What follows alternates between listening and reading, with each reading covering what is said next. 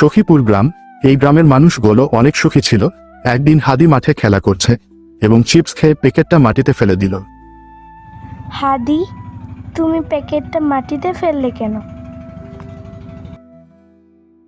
উফ, রোজা, এটা তো ছোট্ট একটা প্যাকেট, এতে কি আর হবে? তাতে অনেক কিছু হয়। এই ময়লা জমে নালা বন্ধ হয়ে যায়, তখন বৃষ্টির সময় পানি জমে ডেঙ্গু ম্যালেরিয়া হয়। হ্যাঁ, আমাদের গ্রামের লোকজন অসুস্থ হয়ে যাবে। তুমি কি সেটা চাও? তোমরা অনেক বড়দের মতো কথা বলো, আমি বিশ্বাস করি না।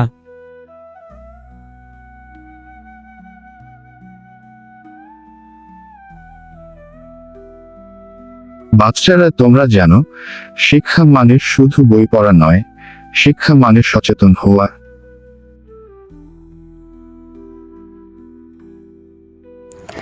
স্যার, আজকে হাদি মাঠে ময়লা ফেলেছে, আমরা নিষেধ করলাম, সে শুনলো না। আহা, এটা আমাদের সমাজের সমস্যা। যদি একজন মানুষ ভুল করে আর কেউ কিছু না বলে, তাহলে গ্রাম নোংরা হয়ে যায়। আরে, আমি তো ময়লা ফেলেছিলাম, এখন থেকে সবার আগে আমি ডাস্টবিনে ময়লা ফেলবো। হাদি, ছোট কাজ দিয়ে বড় বিপদ শুরু হয়। তুমি কি চাও না আমাদের গ্রাম পরিষ্কার থাকুক? চাই, স্যার।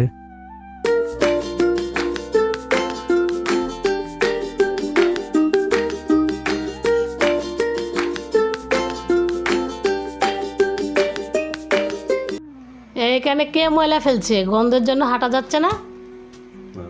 চারদিকে ময়লা আবর্জনা, বৃষ্টিতে পানি জমে আছে, মশার বংশবিস্তার করছে, মশার কামড়ে আমার ছেলে জ্বরে ভুগছে। এই সমস্যার জন্য আপনারাই দায়ী। যেখানে সেখানে ময়লা ফেলে দেন, যার জন্য এই সমস্যা সৃষ্টি হচ্ছে।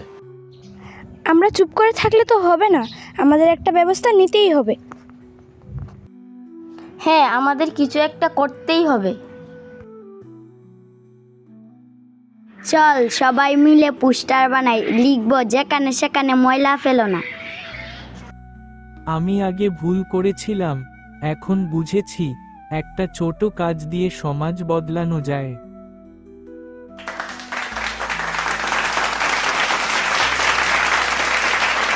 প্রিয় গ্রামবাসী, আমাদের সন্তানেরা সচেতন হয়েছে, এখন আমাদেরও হতে হবে। আমরা চাই গ্রামের বিভিন্ন স্থানে ডাস্টবিন বসানো হোক এবং সবাই সেখানে ময়লা ফেলবে।